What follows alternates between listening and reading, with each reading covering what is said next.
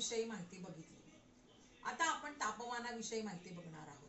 विद्यार्थी मित्रांनो, कुठल्याही वस्तूचे तापमान आपल्याला प्रत्यक्ष आणि अप्रत्यक्ष जाणवण्यासाठी त्या पदार्थाला आपल्याला प्रत्यक्षपणे हात लावावा लागतो, म्हणजे तो पदार्थ थंड आहे की गरम आहे हे आपल्याला समजते.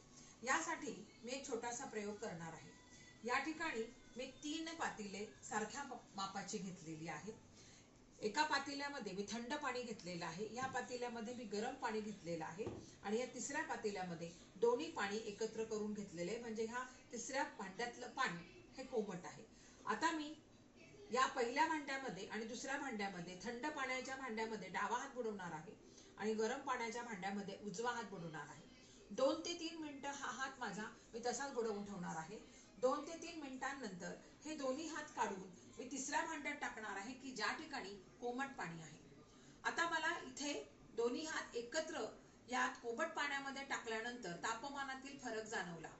जो डावा हात माझा थंड पाण्यामध्ये होता तिथे त्या पाण्याचं तापमान मला जरा गरम लागलं, ते पाणी मला गरम लागलं. आणि जो उजवा हात मी गरम पाण्यामध्ये टाकला होता त्या हाताला मला हे तापमान थंड लागलं. म्हणजेच काय, एकूण पाण्याच्या तापमानातील फरक हा मला प्रत्यक्ष स्पर्श केल्यानंतर जाणवला.